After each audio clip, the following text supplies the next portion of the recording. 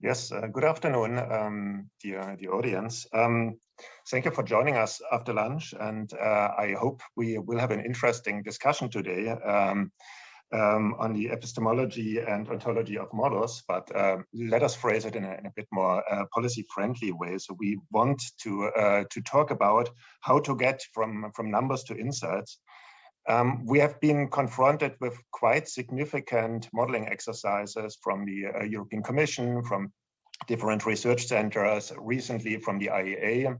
Yesterday, Mario Draghi mentioned that he cannot sign up to a new emission trading system without getting a proper impact assessment on the impacts of that. So we are all confronted by economic modeling results for justifying our climate policies and underpinning that. And today we want to take a bit of a zoom out of the individual results and measures, and we would like to give you a bit of insights from the machine room, but also a bit of philosophy to understand what to make out of those numbers and how you can make sense of these numbers, especially in a policy context. We would do it in the following way. I will start out with giving you hopefully something like 20 minutes presentation on how I see that topic, informed by results that we have developed in the framework of the PARIS REINFORCE project that is organizing this event today. And then we will open up a panel discussion with four distinguished panelists that will provide their views on this topic. And you can join this debate by posting questions on Slido or on Zoom, I think. And we will try to organize there an interesting debate. And after that, Harris Dukas is closing our event by providing a bit of insight what the PARIS REINFORCE project can do to answer those policy questions, and how in the next months we will be able to contribute to provide more insights here. So let me share my screen and start with my presentation. I hope I have everything set up here. So, can you please nod when you see the screen? And good. Okay, so the basic challenges in climate policy making is relatively clear to us. We think we got a pretty good understanding that with current policies, we are not reaching the targets of the Paris Agreement, and we got a pretty good understanding that reaching the targets of the Paris Agreement or something in that range would be an economically sensible way to steer our economies, because otherwise the damages from climate change might outpace the necessary investments and cost of mitigation. Now, the question is then, if we know that, how do we essentially get from where we are currently to the level of emissions that we want to get in the future? So what do we need to know for that? Well, first, we would need to know the impacts of climate change. So what will be the impact of different amounts of greenhouse gases in the atmosphere, on temperature, on climate, and later on the economy? That's one side of the equation. The other side of the equation is, what is the impact of mitigation policies? And those mitigation policies, like phasing out fossil-fueled cars or phasing out coal-fired power plants, certainly has short-term cost to our economy, because it puts in additional constraints. And what are these costs, and when will they arise? Now, those two questions are not just economic. Far from it. Those questions are relating to many different areas. They are relating to physics, so impact on of greenhouse gases on climate. They are largely philosophical. So, what is the value that we put on future welfare of coming generations? How do we compare the welfare of people in other continents with the welfare of ours?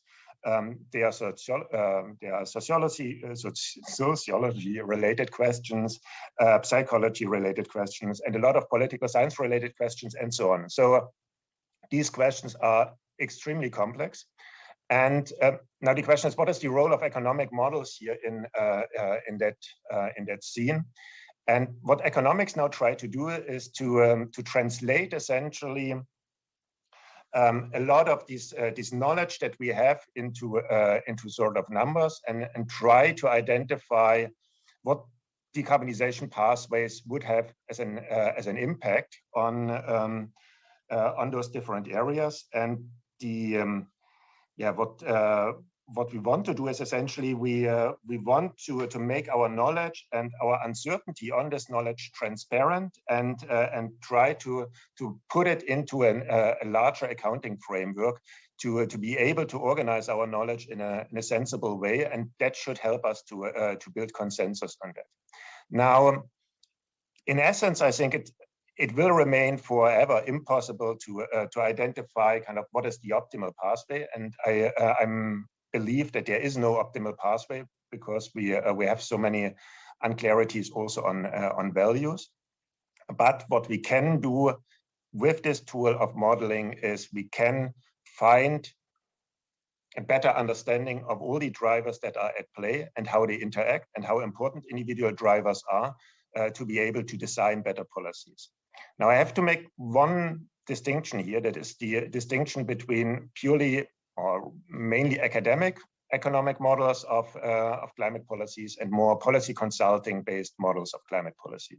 Academic models are essentially very often relatively simple, have few equations, and they try to have a very stylized model that helps us to get an understanding. For example, if I introduce a carbon border adjustment mechanism in a simple world with two countries that have emission trading systems, how is that going to affect one country or the other?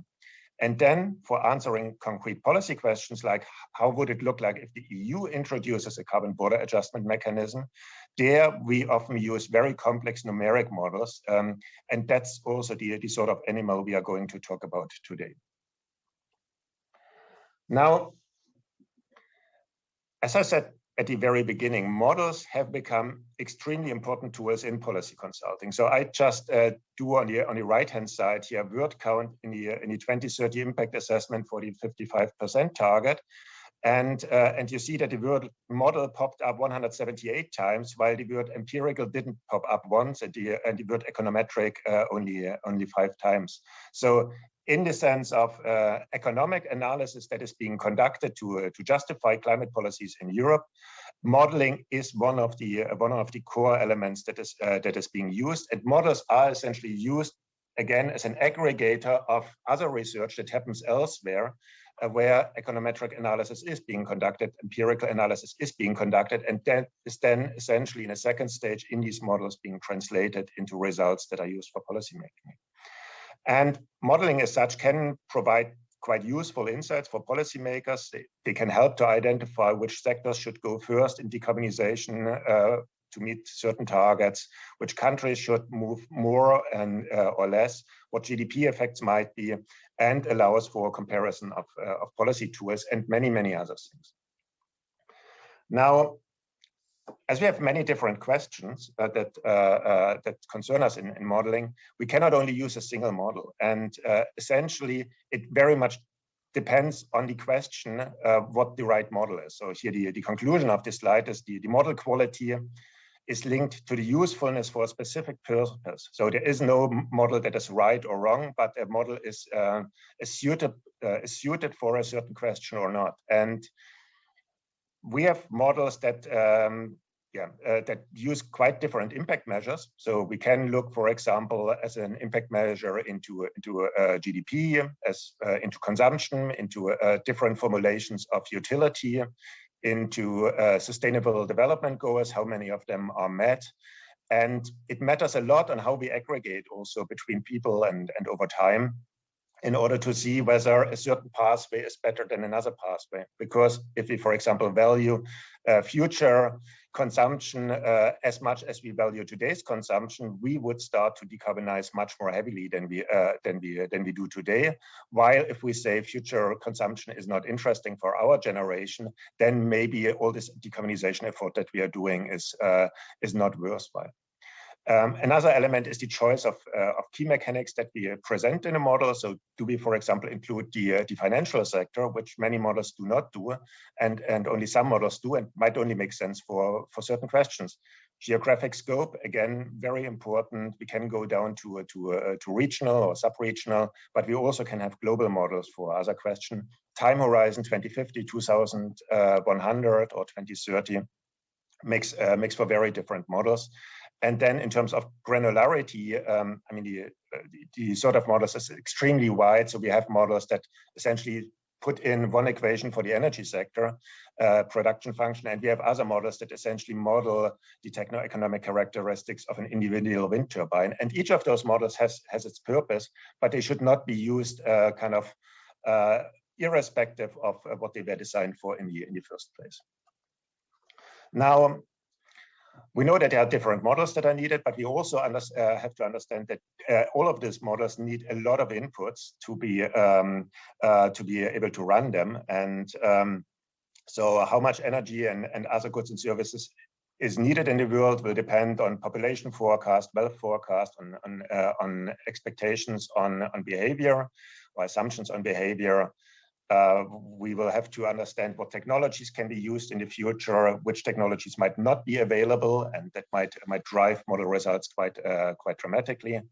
I see Glenn smiling and potentially thinking about CCS, and we have questions on future cost. And here we have been quite positively surprised in the past about how innovation and scale essentially reduce the cost of certain low carbon technologies and dramatically changed expectations, as you might have seen in the latest IEA report.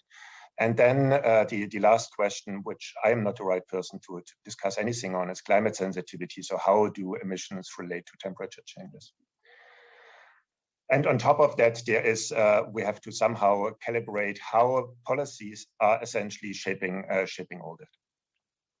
Now, there's a problem for policymakers with the sort of models that I just described. At least that's how I, as a more academic person, would see it. When trying to read into modeling reports, see a lot of jargon and acronyms, so SSPs, RCPs, IEMs, and you name it. The concepts are also not trivial to explain. So I try to explain to my son social cost of carbon, and it's not very trivial to do that. And individual results that we get out of models like GDP impact of net zero by 2050 are, in my view, virtually meaningless. So one number from one model that I just see doesn't provide any information content to me. So everything needs to be put into context. And that's hard for policymakers because they would have to invest quite some time to be able to get this context to those numbers. And what makes things worse is that even experts disagree on many, if not to say most, of the assumptions in all of the models. So it's not that we are sure about what we are doing here. We essentially put in point estimates in the model, but we have large ranges of uncertainty on those estimates. So what do we want today? What do we want to do today? Today we want to look into essentially two points. So how should policymakers look at modeling studies, and what questions should they ask modelers? So we try to provide a bit of a guideline. If a policymaker gets a modeling study on his desk, what should he ask to the modeler in order to be able to understand what the knowledge content for his or her work of this modeling study is?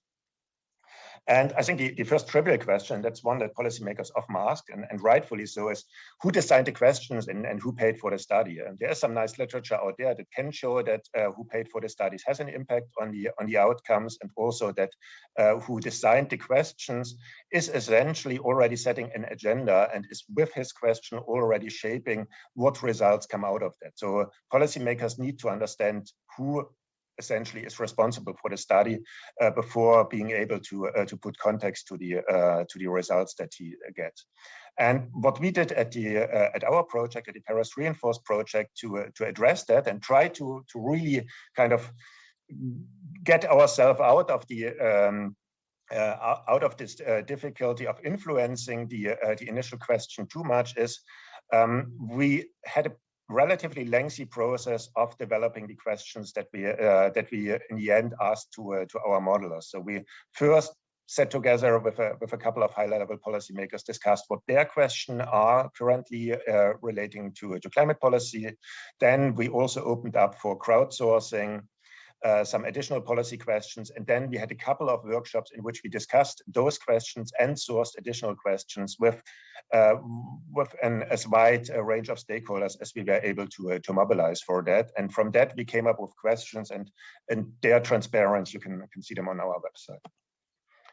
The second question policymakers should ask is, which model is used to answer the questions? And again, for being able to identify what the right model is, it's important to understand what are the relevant interactions that need to be considered when answering this question, and which model type is needed to address this. And often you essentially need more than one model to answer the question.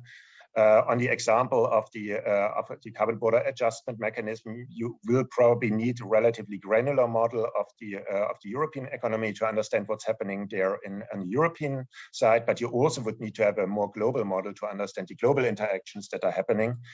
And the challenge that I would argue is that models tend to grow over time. So we have a couple of models out there in Europe that have been run for 20 years or so. And I mean, they have only grown over time and have increased in their capabilities. That if you compare to an impossible baseline, when you say, okay, your baseline is essentially not feasible because it does not assume any investments until 2050, while by then all your power plants would have been fallen apart. Your policy scenario that is then feasible might look extremely expensive, while it in fact is not compared to a realistic baseline. And one additional issue that we tried also to address in the Paris reinforced model is it's very difficult to compare results from models with quite different baselines. So if in one model you have a very benign population growth and GDP growth assumptions, in another one a very flat one, then already the emissions in the baseline scenario are very different, and then the comparison between those two modeling results is quite difficult.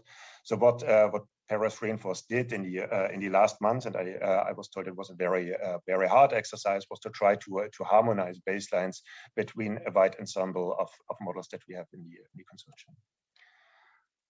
consortium.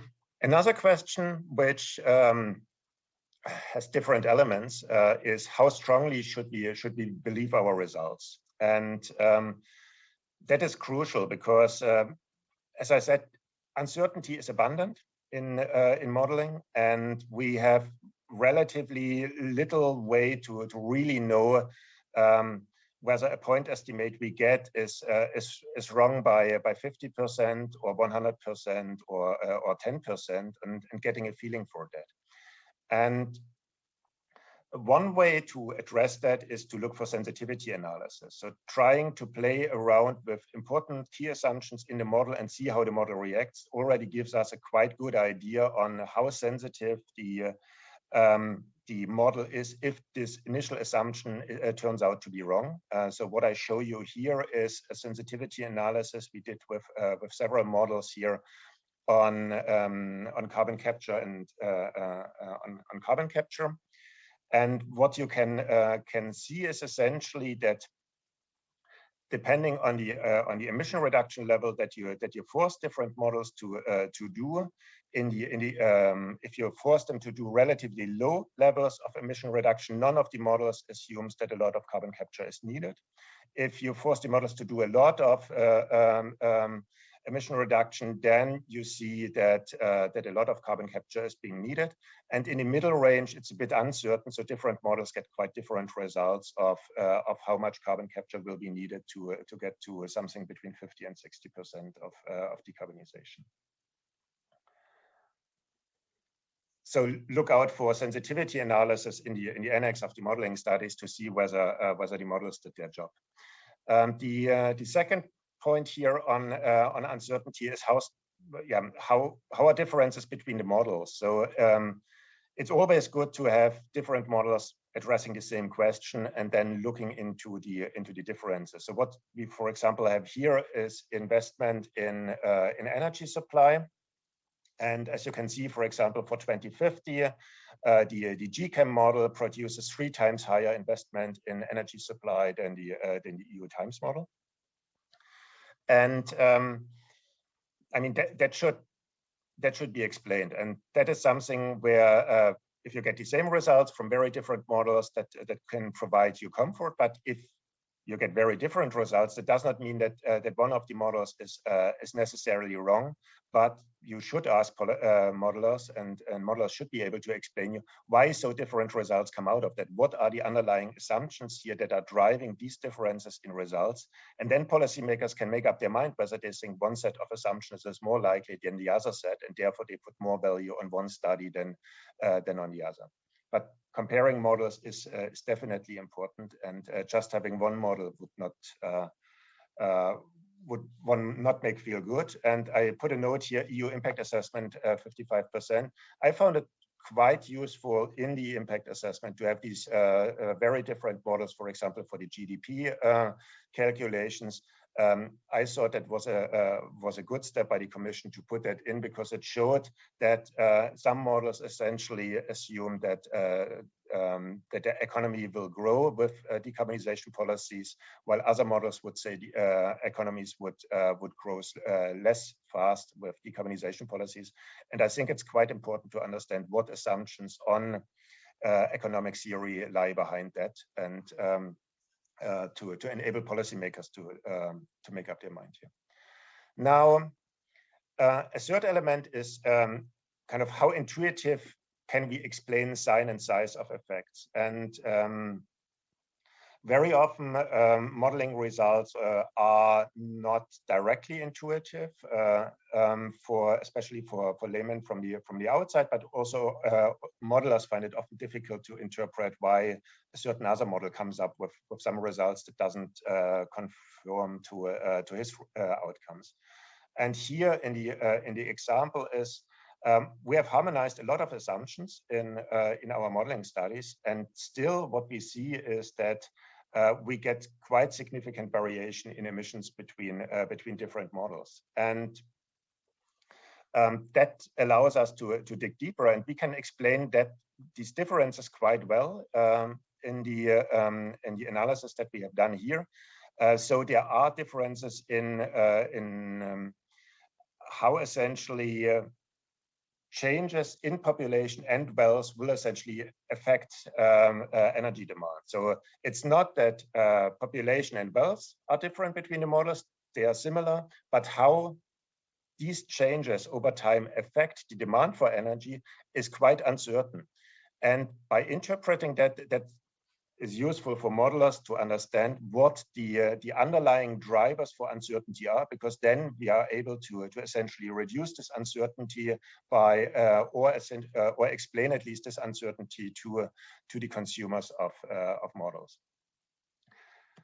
And finally, something that I am more on the consuming than on the producing sides of models find extremely useful is tools to interact with model scenarios and results. So PARIS REINFORCE has come up, I think, with 2 tools here. There is one thing, the PARIS platform, where you can essentially look into different outcomes of scenarios and also provide inputs. And then there is a dashboard produced by Rocco from E4SME for his work in Central Asia in the framework of this project, that is also very useful and interesting. And I think that's a sign of trust in its own results if one makes as much as possible such kind of data that are not the highlight figures available to other people, because they then can scrutinize that. So that might make policymakers more comfortable with the model results, because if there is such big amounts of data and assumptions being made available, then they can be more easily criticized and more knowledge can be created. So to conclude my kickoff presentation, I think the individual numbers from modeling studies are not useful. We really need a lot of context to be able to interpret them correctly. I think modeling still is, in my view, very, very important to structure and improve the quality of a very complex and interdisciplinary policy discussion that we are having. So to essentially aggregate knowledge from different branches and be able to discuss about details, but not lose the sight of the forest for the tree, models are a very useful tool. I'm wondering, and a provocative question from me, is whether this can be effectively achieved by self-organizing individual policymakers and researchers, or whether at some stage some institutional setup for bringing together modeling results, modelers, policymakers might be useful to be sure that policymakers understand the real value of modeling results and not just headline numbers. But with that, I would stop my kickoff presentation and would essentially turn my role into the role of the moderator of the panel discussion and introduce our four panelists. So the first panelist is AJ Gambir, who is part of the PARIS REINFORCE consortium, and he is advanced research fellow at Imperial College. And the second panelist is Evelina Daniel. She's team leader for modeling and foresight at DG Energy, and we are very happy to have you here to kind of provide us your view from the other side of the table, essentially. And then the third panelist is Glenn Peters. He is research director at CICERO, the Center for International Climate Research in Oslo, Norway, and also part of the PARIS REINFORCE consortium. So I would like to start with AJ to give us a few remarks on what he has heard and things about it. Thank you very much indeed, Georg.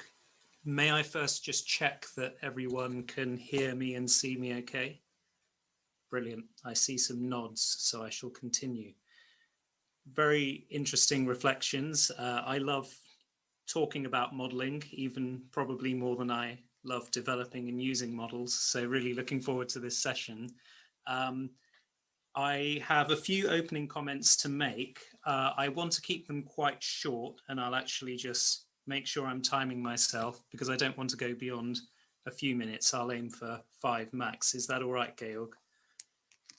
Great. Okay, so now I'm going to annoy everyone by quoting George Box, who's probably the most quoted person in this field, where he says, all models are wrong, but some are useful. I'd like to start by, I'd like to make 3 points overall. And my first point is very much in the vein of George Box, and that's to say models are useful.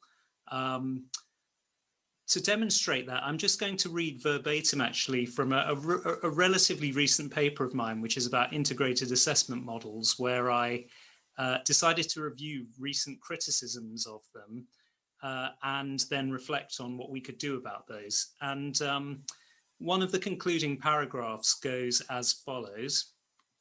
It says, if integrated assessment models were scrapped and we started from a blank slate, it's inevitable that to understand the potential pathways to a low carbon economy, energy and climate change analysts would construct models relating the extraction, transformation, distribution and use of energy resources in the world economy.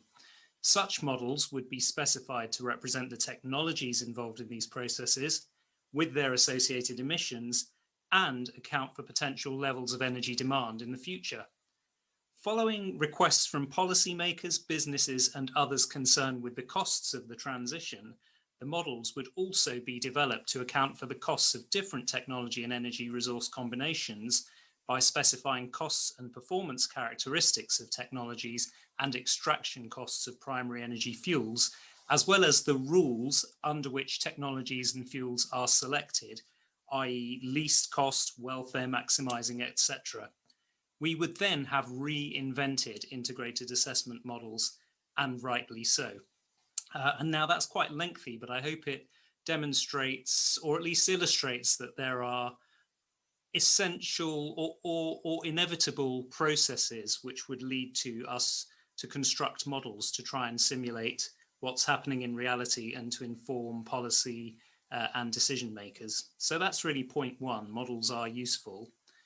Point two, though, is that models have limitations. They are abstractions from reality, we know that.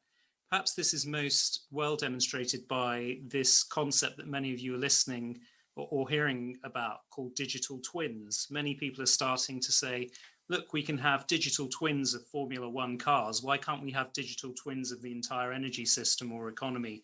And how are they different to energy system and integrated assessment models? Well, we can't have digital twins of reality. The computing power would be unrealistic. We have to have a reduction and an abstraction of reality in order to construct models.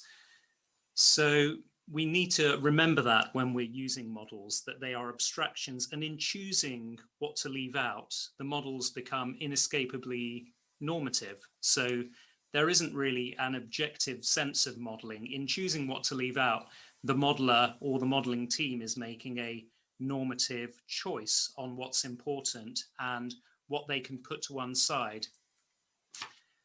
But transparency and criticality and honesty around the model's limitations and what it abstracts are very important in dealing with these limitations and, most importantly, in building trust. So that's my second point, models have limitations. And then my final point really is society needs to first arrive at its goals.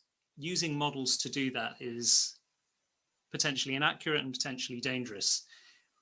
An example, we can't, as I think Georg highlighted well, we can't optimize across 17 sustainable development goal objectives simultaneously. We need to pick our battles. We need to decide what's most urgent and what's most vital. And then if we optimize for the 1 or 2 SDGs that we think are most critical at the moment, look and see what the implications are for other SDGs and then make adjustments. Models don't generate futures. They help answer constrained questions about how best to do something given input assumptions. Models would not generate the emergence of Greta Thunberg or Elon Musk or these forces which have proven so instrumental in shifting the climate change debate to where we are at the moment. And it's actually laboratory scientists, artists, politicians, and society that develops these futures. Models can reflect these developments, but shouldn't be expected to inform essentially moral decisions which aren't answerable numerically. So let's not use models as a fig leaf to hide behind what should ultimately be political or societal decisions. Quite high level thoughts there, but I hope that that seeds an interesting discussion. Very much looking forward to it. Thank you. Thanks a lot, Ajay. No, I think it was exactly the right level of altitude to that we want to discuss today. Evelina, can I put you in the spotlight? And you're a user of models and consumer of models, so it would be very interesting to hear a bit from your side what is the use of them for you, and what is maybe not the use of them for your work. Thank you very much, Georg, and good afternoon, everyone. Thank you very much for inviting me to this event. It is a pleasure, and I'm very much looking forward to the discussion afterwards. So indeed, I have already 7 years, time flies, working in the modeling team of DG Ener. I actually started when there was the first proposal for 2030 targets. And here I am again. We revise with the revised climate target and everything that follows. It's very, very interesting work. So I like a lot the presentation and also intervention from Ajay. I would like to add to this the insights of why we use modeling from the Commission side, what shortcomings we are aware of, and how we try to mitigate them. And then, you know, this list, Georg, that you had when you receive a modeling report and you say, okay, I have my sort of checklist, and I try to go point by point to see how useful it will be for me. I would maybe take it from the angle when our team is trying to produce modeling report, how we go through this checklist to make sure that in the end, our colleagues, our policymakers, our commissioners have indeed useful material. So first of all, like you said at the very beginning, modeling is a very powerful tool. It is increasingly used, and I would say very good. What before, what would we do? We would have a gut feeling, intuition, and probably very emotional debates. So it may seem overwhelming, the amount of numbers, but if this is well presented, it does structure the debate. It does enable us to take several angles. It does enable us to answer some questions, maybe not all of them, maybe with all the caveats and what if and only on this assumption, but still it does provide us some answers. I would really fear policy debates without any input from economic tools. So I think that especially in the fields like energy, climate, when assets have long lives and we have to plan to the future, I can hardly imagine making informed policy choices without such input. In addition to that, Commission has, of course, better regulation agenda, so we have obligation to do impact assessments. It would be very difficult. But okay, models will not solve everything for us, much as we use them. Think about questions like we have now. Do no significant harm. I cannot see such an assessment done on the model. So modeling always has to be complemented by other sources of knowledge. I must say I was pretty shocked with your screening of climate target plan that I worked on with word model popping up so often, not the others. But there was an effort also to complement it with other types of analysis, other studies, and even more so in the long-term strategy, which was going till 2050. So uncertainties were growing even more than with 2030 horizon. So shortcomings, they were already mentioned. Models are as good as their assumptions. They are not very easy to approach. We are very well aware of them. So typically for the assumptions, yeah, the sensitivities are a solution.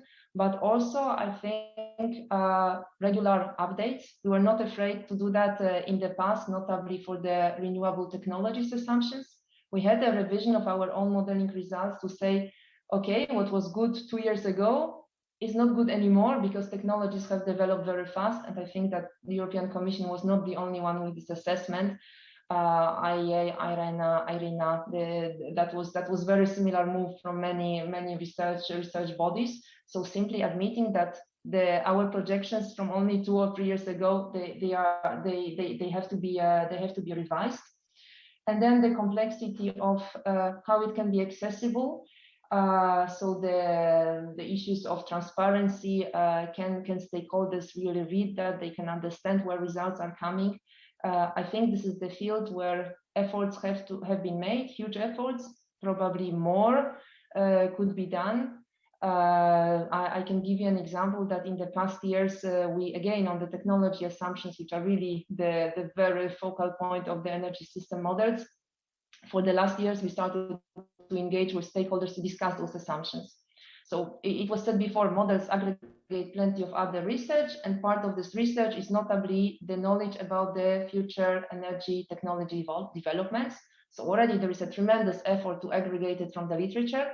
And then we go one step further, both in transparency and both in improvement of the model. We discuss it with stakeholders, with industrial bodies, with actually people who implement those projects on the spot. So this was to, on one hand, improve the model, on the other, make it more transparent what exactly we put at those assumptions, because from the moment we discuss them, of course, we share them.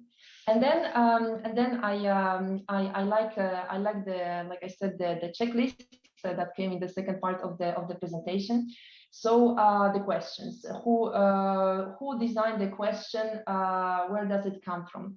I can tell you this sort of insight from the machine room, actually writing this kind of reports myself, of course, as a part of the large team. Some questions are obvious, which have to be put, like the level of the climate targets. Other questions not so. For example, those which are supposed to represent policies. So in a climate target plan, the question of the use of the future policy architecture, how to present it in such a way that it is useful. What do we capture? We cannot capture every single policy instrument, so we have to somehow structure it.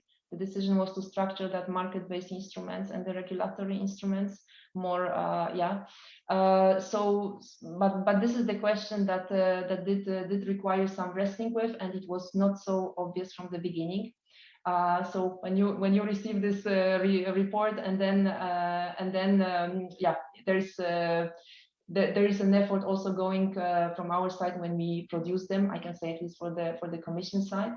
Then on the use of models, here there is always the effort to get best possible model for the task.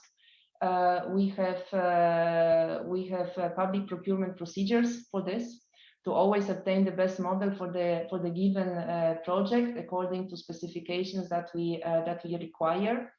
And indeed, not always the whole global economy model is needed for the energy issues. It can provide maybe some useful insights.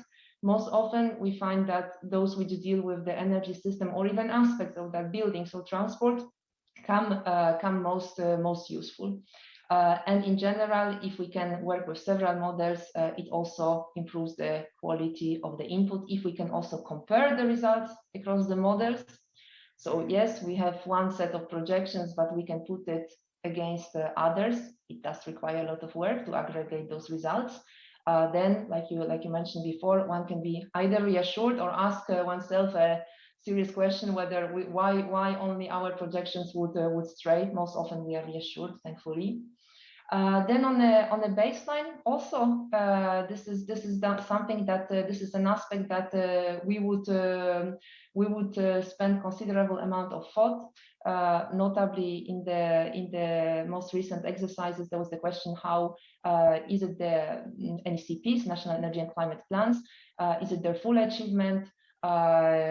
What do we do about coal phase out, nuclear plants? So sort of big trends in the energy system, and of course adapting the baseline to the policy question that we ask.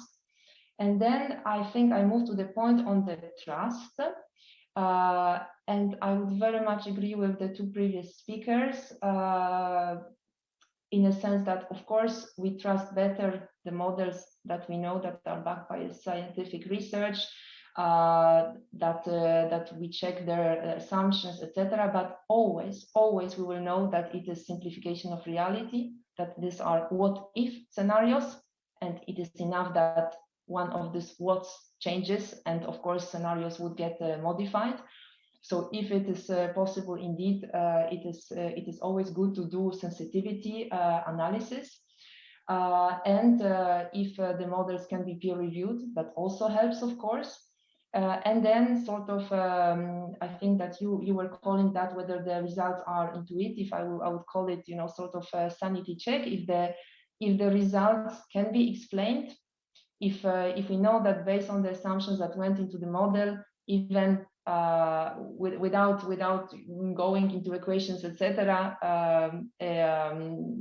the results are such that we can explain it to the broad public. It is also a good test of the utility of the final report. And I think that to this comes my final point. Such reports that we are preparing inside the Commission using the models which are most often contracted. We do also have models which are internal. So in the end, we produce these big reports, mindful of the checklist.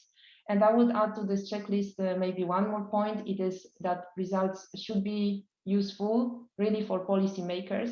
And what would policymakers be looking for? This will be results which do show or don't show value added of given policy measures. which are either contrasted, so you can see if I go this way, I face such situation. If I go the other way, it is a different situation. That there are some kind of clear trade-offs or synergies identified. So really helping, guiding us in the policy choices, and then and that the clear narrative comes from all those results. I cannot imagine simply putting a table with numbers and then let numbers speak for themselves. There has to be a narrative around it, and this is very often the job of the team here in the European Commission, and it does require quite an effort. And of course, this narrative later comes under scrutiny. We discuss with stakeholders, we discuss at different meetings, and then it gets richer and richer. But I think that already the initial effort has to be at this stage. And then maybe if I still have time on this self-organization, whether all this effort can happen naturally, so sort of bottom up, or some should it come from the external body? I think that in a way it happens through the academia, because the models that we use, they usually come from academia, and then there is plenty of, I think, events, exchanges, peer reviews. I mean, even event like we have today, I think it is an excellent opportunity, and there is more of that. So I think that this exchange, this comparing modeling results, this comparing assumptions, it does happen, and I think it even intensified over the past years. And additional effort will come as a result of the, I think, scrutiny and questions.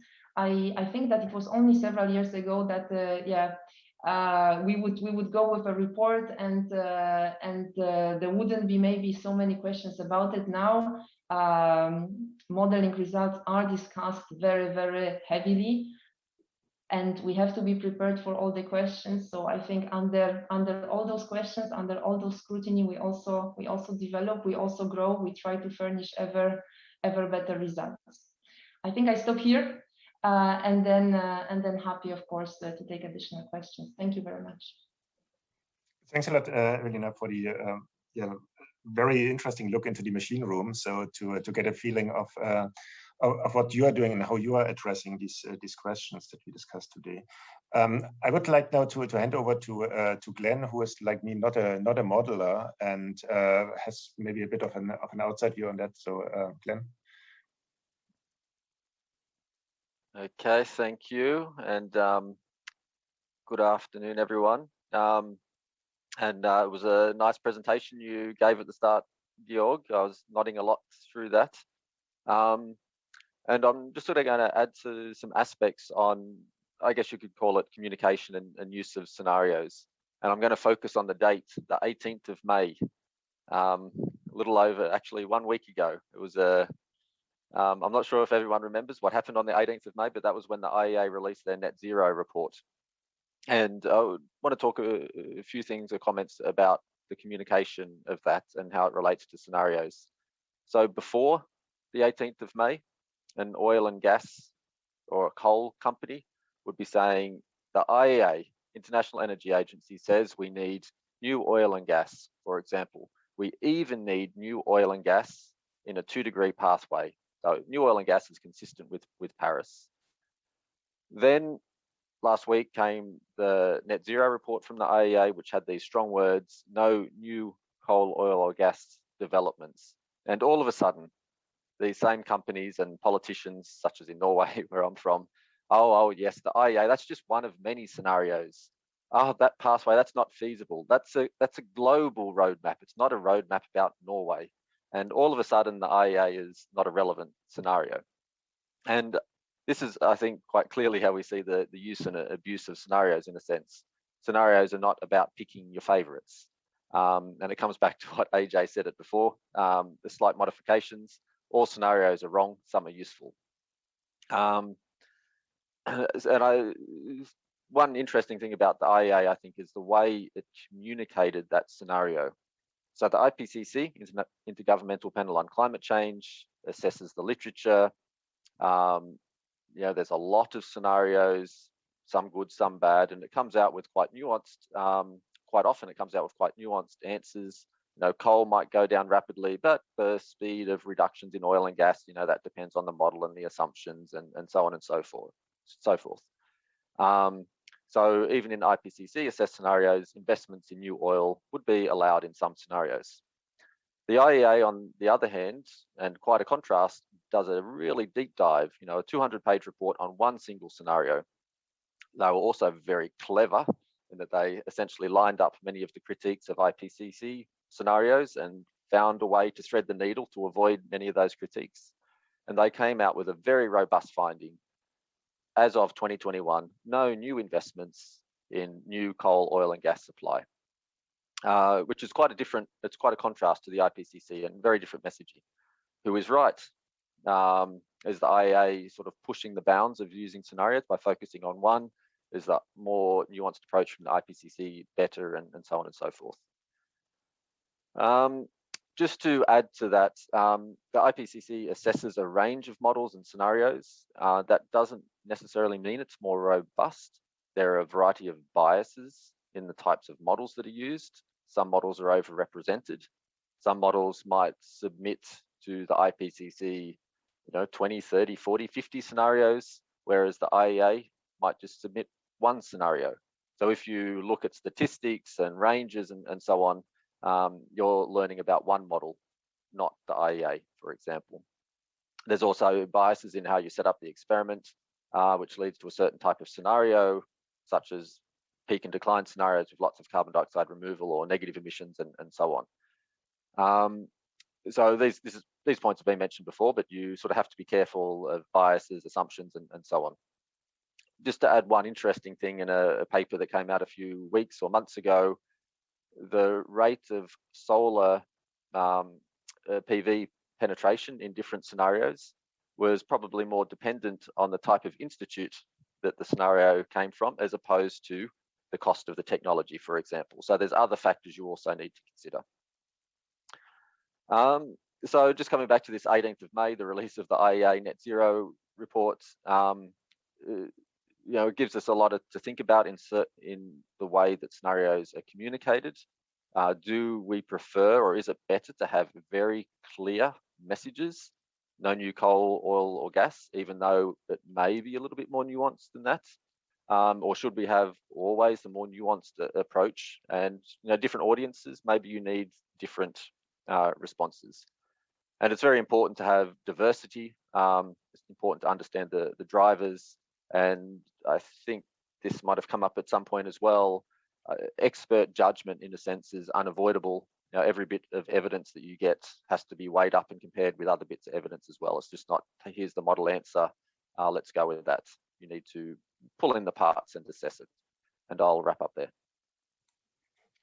May I directly ask you back what your answer to your self-posed question would be? So is it not up to essentially policymakers to decide on how they communicate then the results, or is it up to the modelers to try to do that? So what is the relative roles of the two? And I mean, in the role of Evelina, potentially one sees that these roles are even not super well defined because they are somewhat kind of both at the same time, policymakers and modelers.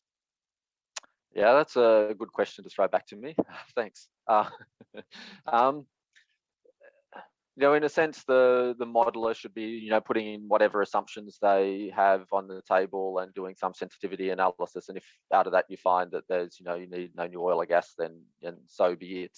It's sort of almost indirectly suggesting or asking, has the IEA picked assumptions that lead to a certain outcome? I don't know. I don't think so, but but then if all other modeling groups, let's say, used similar assumptions and similar constraints, put limits on the amount of carbon dioxide removal, have some behavioral change, et cetera, limited bioenergy and so on and so forth, then maybe many models would find a quite similar way to thread the needle, which doesn't require investments in new oil and gas. So there's a bit of a both ways type thing there.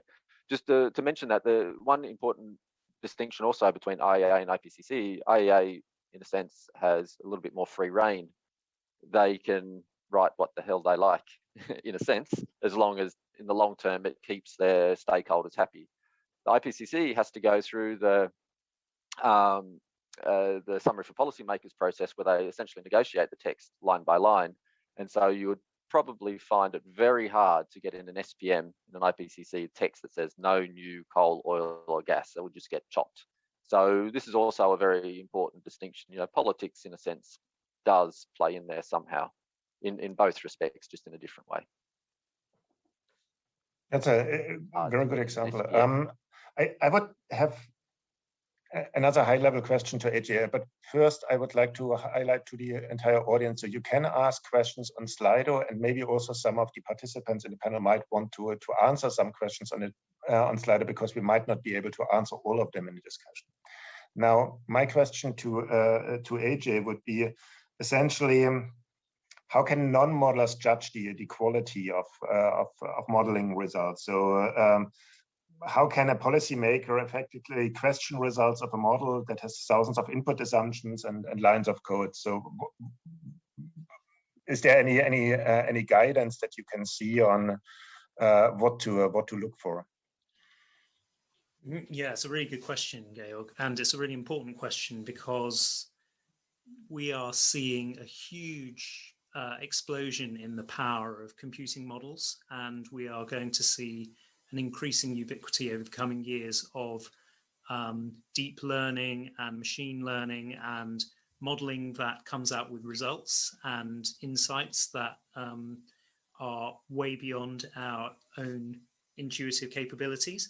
And it's a cutting edge research question to understand, how can we trust the outputs of those models when we have no way of cracking open the black box from which those modeling results came? And we talk about transparency of assumptions and code and so on, but very, very few people will have the time to go through the code and the assumptions and put it all together in anything other than the model itself to understand how those things will combine into the results given. What I would recommend, and I'm sure that Evelina and colleagues do this all the time, is to ask probing questions about the results based on all of the judgment that we have about the transition. Let's say we're talking about the low carbon transition.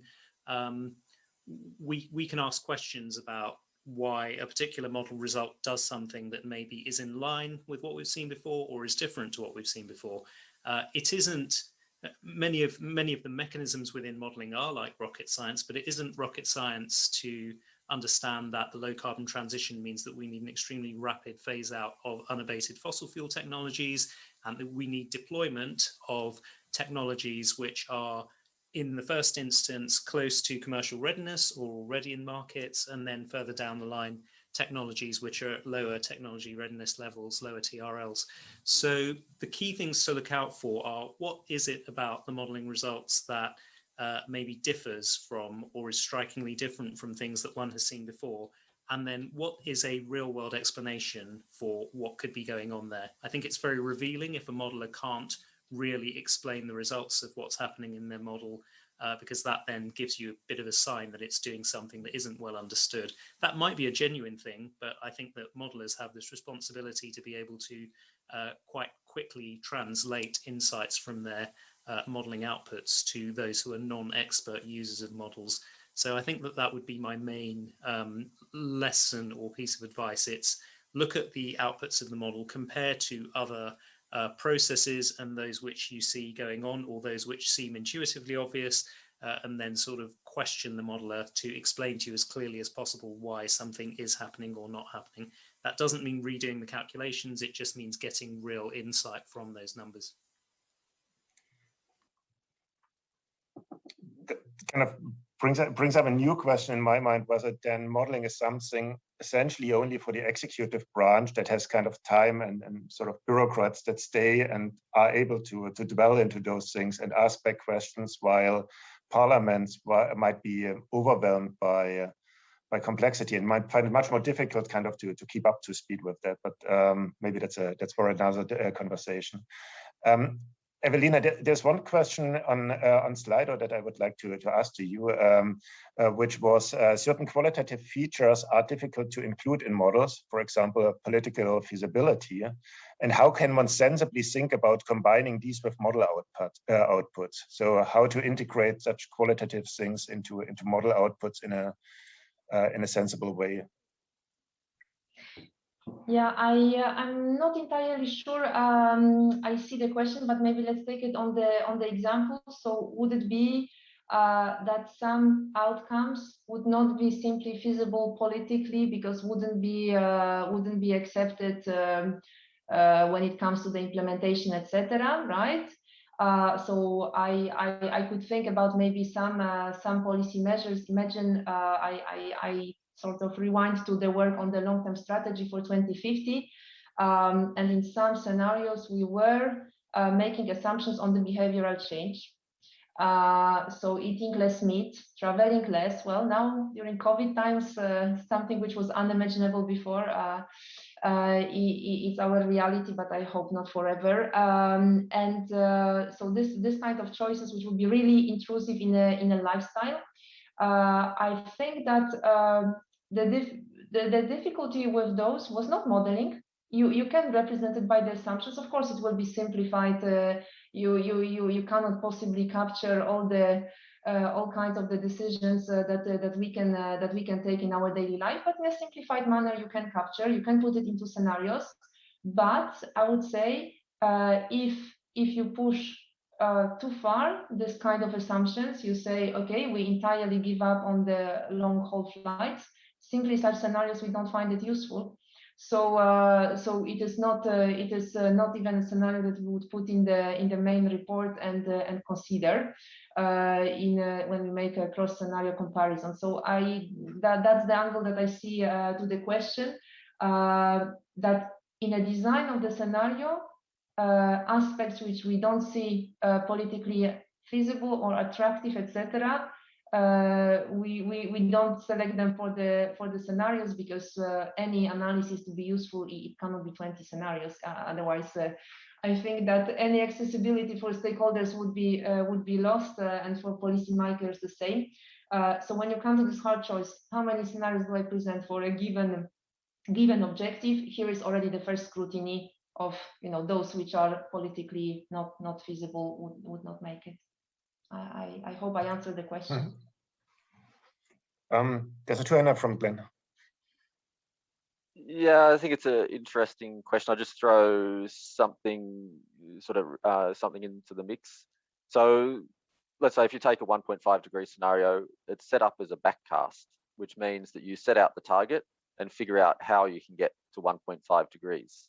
And this, in a sense, is a clever way to get around questions of political feasibility.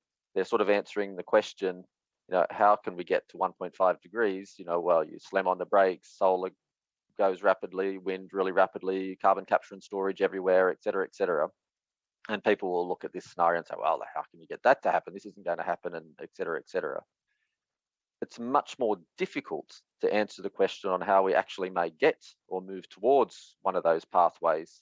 And I think modelers tend to avoid answering or trying to even answer that question because it's so much harder. You have to start to think about the political process and assumptions about policy and deployment and so on and so forth. It's not how does my model get to the target, it's how can we actually get to the target, in a sense, if you get my subtle difference there. Then you have to include political feasibility and so on, what is possible to implement in different countries and etc. So I think this is an important distinction, and I think modelers, if I can critique them, my friends and colleagues, tend to too easily go to the backcasting type approach. How does my model get to this target? As opposed to going to a bit more of a, let's say, forecasting approach, where you try and figure out where we're going, and then based on that, try and figure out how you would bridge the gap and get to the target that you want to get to in the end. Hey, Jane. Really quickly, because I know there are other questions that we want to get to. I 95% agree with Glenn there, and I have increasingly the same thought that we have a great deal of potential utility from forecasting approaches, because they will not then avoid those sticky questions. However, and just to go back to Glenn's example, last week with the IEA's net zero scenario release, I did start to doubt myself a little bit and thought about this concept performativity of scenarios, and you know, the backcast scenarios which say this is how we would get to net zero, this is how we would limit temperature rise to 1.5 degrees. I've often thought of them to be slightly fantastical in terms of the nature of deployments of technologies and so on and so forth. And yet they, I think in retrospect, have to some extent shifted the thinking around the feasibility of it. And so they have this performative aspect where they have, in a sort of forest of uncertainty, they have this quality of being able to align thinking around solutions and to themselves raise ambition. And I think that's really interesting and a relatively underexplored aspect of these scenarios. So I just wanted to add that. I agree, 100%. Good point. And I would have another question coming back to the beginning of the question round on kind of model quality assessment. Would you, from your experience, see kind of that, maybe phrase it different, see that there are some models that are better than other models for some things, and maybe even examples of model misuse or?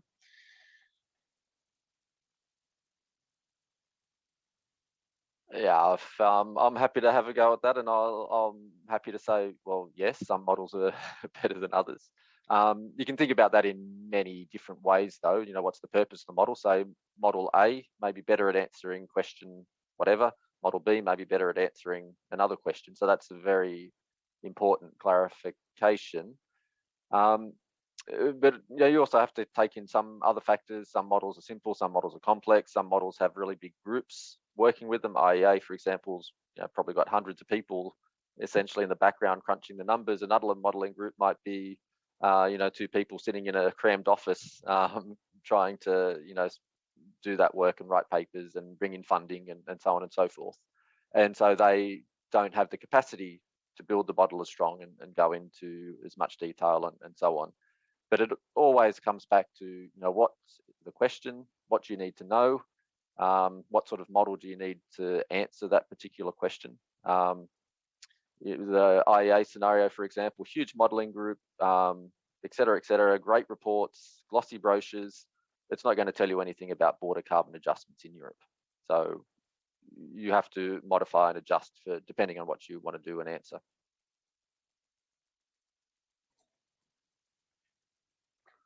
Would you see a way to, for an outsider, to identify whether something is kind of the right approach relatively simply, or whether that's, that requires a lot of experience? Not always, and I think a lot depends on what your definition of outsider is. I mean, I think kind of classic example, and something that I've been aware of since I've been working in energy and climate change. I used to work in the UK Committee on Climate Change back in 2006, 7, 8, and that was when we were setting the carbon budgets on our way to what was then an 80% reduction in greenhouse gas emissions in the UK on 1990 levels. Of course, it's now 100% reduction. And I was responsible for the analysis, amongst other things, around the macroeconomic impacts of the carbon budgets. And it was clear that I had to commission modelling by not just a group that ran a computable general equilibrium model, but also a group that ran a econometric or post-Keynesian model, so that I could give the full range of views of, what happens in a full employment equilibrium situation and what happens in a situation where you don't have crowding out of capital and resources, and you can actually see climate action stimulating the economy. So if you're an economist, you can come to this situation, you can come to modeling in the current environment and say, look, what world are we in post-COVID? We're in a world where there is a huge underemployment of resources and people across the world. In that sense, what type of modeling should we be using for our near-term analysis of what the implications of climate action are?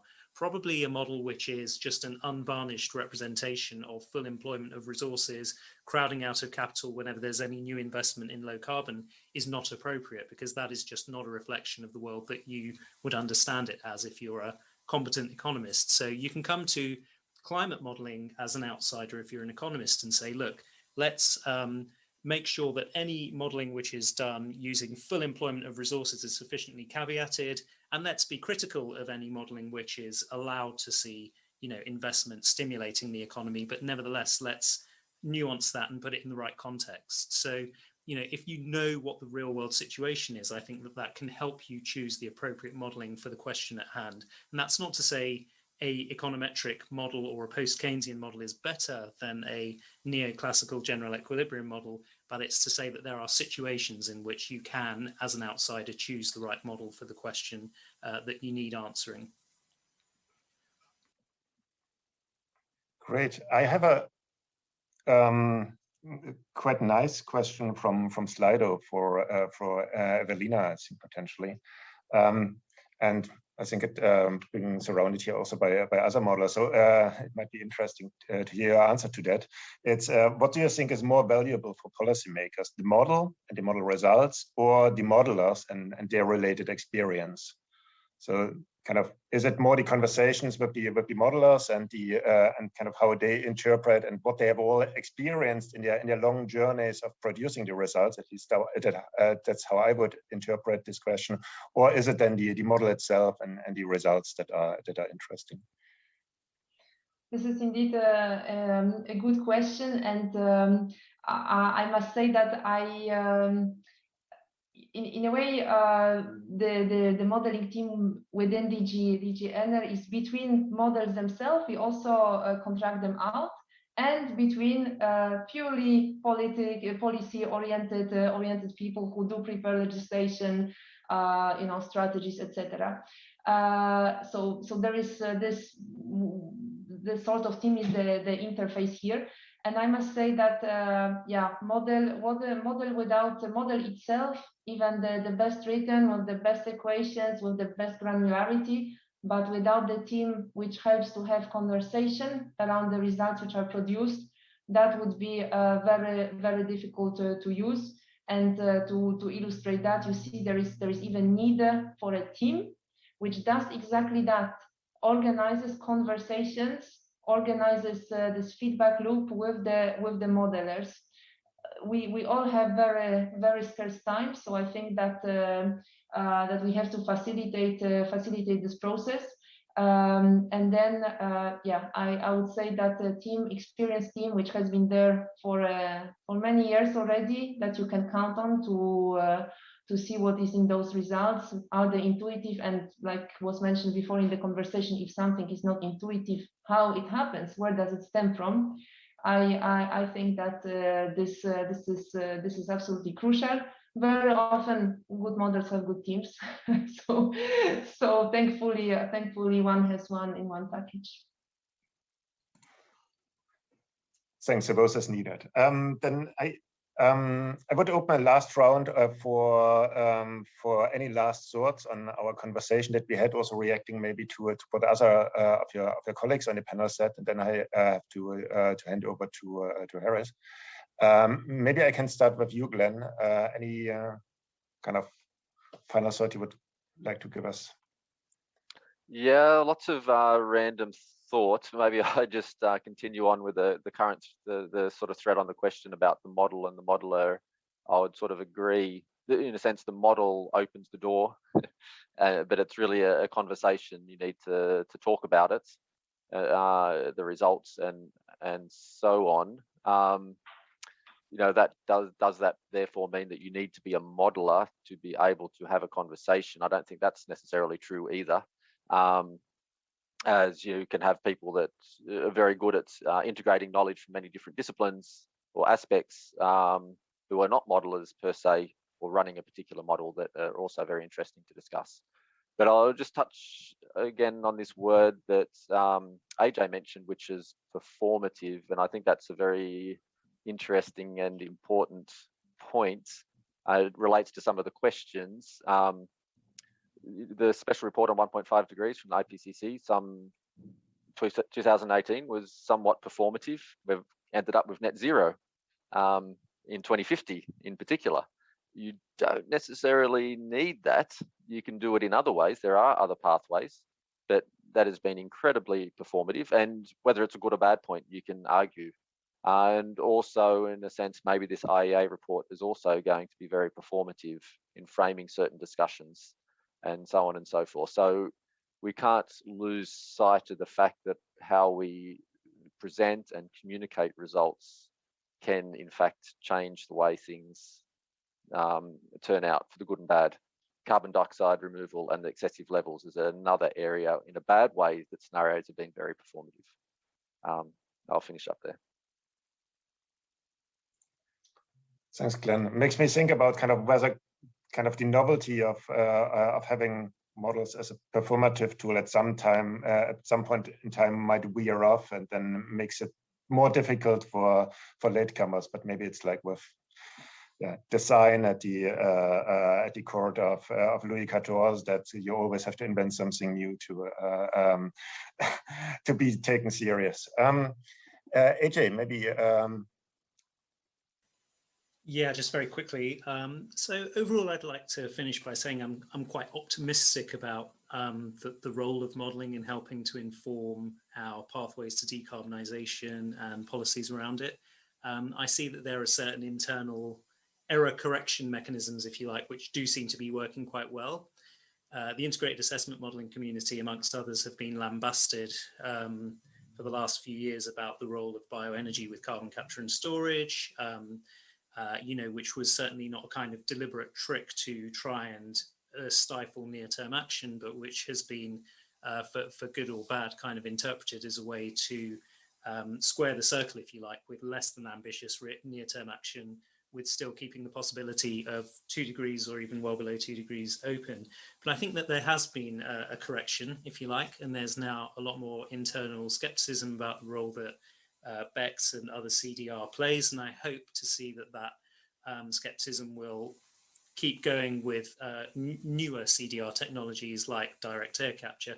I think we now understand that there is no silver bullet that's going to save us from this, and that's really important. And I think that modelers and the improvements and corrections that they've made to modelling and the narrative around the modelling have played their part in that. And then the final reason, or another reason I'm optimistic about modelling, is because goals such as decarbonisation, but also the sustainable development goals, are associated with many metrics. We now see lots of benchmarks for different sectors and what they should be doing as part of a low carbon economy. And I think that monitoring and data collection, the increase in that will help keep us as modelers more and more honest, because it will allow us to, in real time, if you like, benchmark our projections and the current status of outputs of our models against what's really happening. So I'd like to finish from my own perspective on an optimistic note for those reasons. And thank you very much. Thanks, AJ. And Evelina, some last thoughts on. Yes, and I think I rejoin AJ with being optimistic about the future of modeling.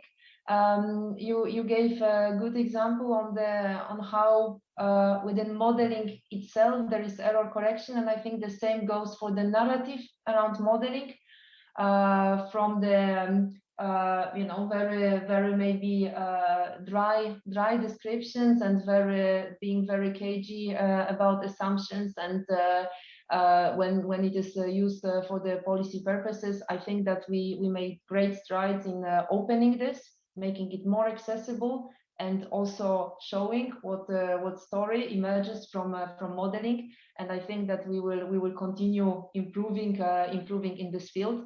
Just like we improve the projections, we will improve presenting them. I'm personally very impressed with all the projects that aggregate all the scenarios and show them together with all these beautiful data visualization tools. This is extremely helpful, and I think that helps us, to learn from one another. So I think this is the pathway that this is the way that we will develop more, and therefore in the future, as the energy systems will have to change faster and faster. We do talk about acceleration of this clean energy transition. I think it will be we will anticipate better the trends and what may look like stunning for 2050. Indeed, by discussing it, by preparing that, by visualizing that, we make sure that it happens. So yes, finishing on the optimistic note as well. Thank you. Yeah, thanks a lot for finishing with optimistic views on it. I think it was very great to hear that modeling can continue to provide the guidance, also in line with what Glenn mentioned, in terms of examples like the IEA and the IPCC, and also the impact assessments that had significant impact on policy making, and continuing to improve that, and kind of being cognizant also about the science policy interface that we have discussed today. I think there is a significant, and in my view, still underexplored research area on how to integrate these two worlds to the most benefit. And with that, I would like to give it to Harris Dukas, the project leader of the Paris Reinforce project, to say a few words of what we still have in stock in the project. And I will share my screen, I think, or Harris, will you do that? If you want, I can do that. Or if okay, you then have you go. Okay, shall I try then? Just a minute, please. Kindly inform me that you can hear me well and you can see my screen. Thank you very much. So it was a very interesting discussion and very insightful, based also on the title. And what I would like to say is that we really discussed about what can our models tell us, but there are some things that still yet our models cannot tell us. And in fact, they cannot tell us alone, but maybe if we enhance them, or if we use and couple them with additional techniques and methods. So one critical issue that we are also working beyond what has been discussed within the Paris Reinforce is how we can integrate additional things like biodiversity, and not just discussing about energy pathways and carbon budgets, but try to understand the trade-offs related with renewables and biodiversity. For instance, we increase renewables, then we need to increase, for instance, onshore wind. Then we need new places, new sites, but then we need to increase the Natura regions, the protected regions. So this is a trade-off, and that is difficult, and it has also important social implementation barriers. And this is why we are trying to provide policy prescriptions like specific social licensing protocols for guiding this dialogue among local nature conservation teams and the industry. This is important also for specific countries like Greece, where already a quarter of installed new wind farms are within Natura regions.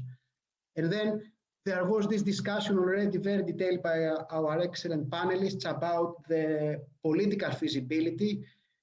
Indeed, the direction is clear, but the pace of transition is still a question. And for sure, there is no one size that fits all things, and we need to consider also for whom are we developing these pathways. And then comes the term desirability, and we are trying to include such lifestyle change aspects within our models.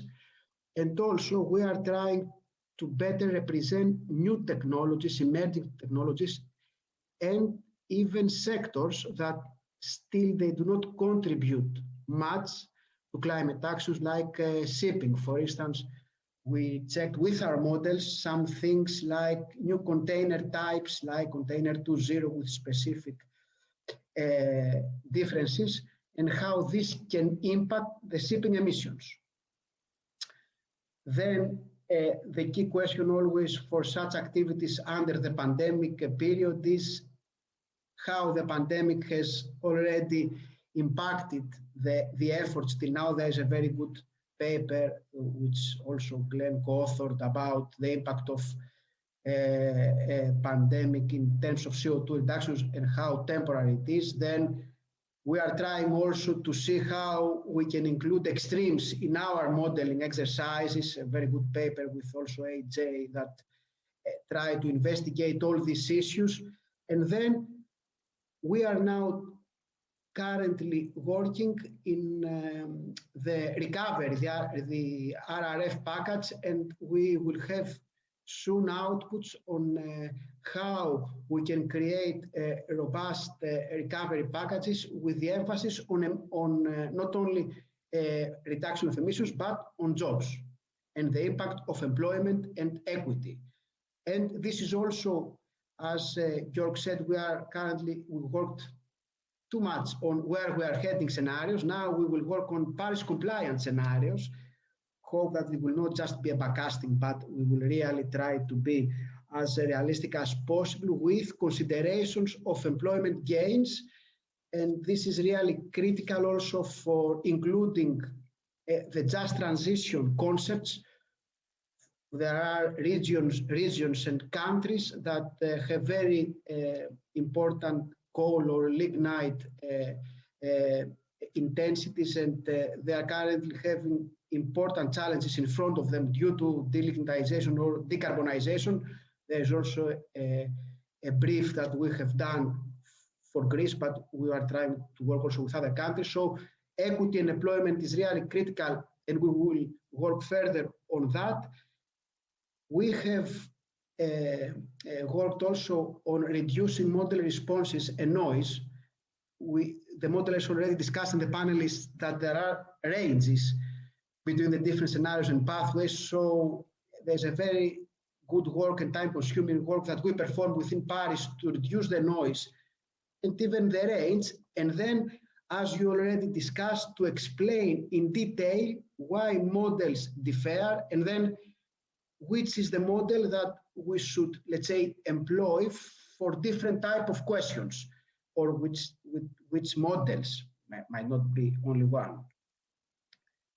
Finally, even though we are within the pandemic and everything is being done in a digital way, we believe in co-creation. In Paris Rainforce, we are trying to, let's say, involve as much as possible different type of stakeholders from many countries and include their preferences within our models. We already had today a national workshop in France, and then we'll have one in Netherlands, in China, and we consider that the next period is critical, maybe to have also some physical face-to-face discussions in order to secure that the new policy Paris compliance scenarios will be stakeholder-driven ones, as we promised in the beginning of the project. So thank you very much.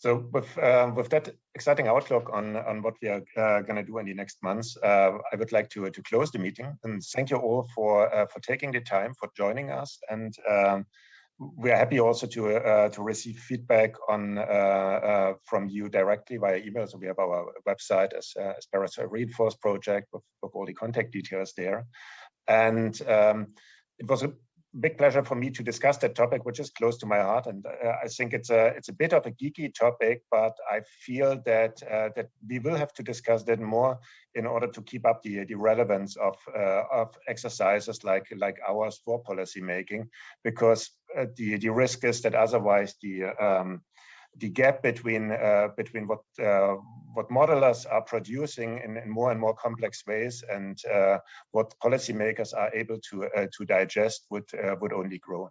So thank you very much for your attention, for taking the time, and looking forward to see you soon in one of the PARIS Reinforce or the Bruegel events. Bye. Bye. Thank you. Bye. Thank you.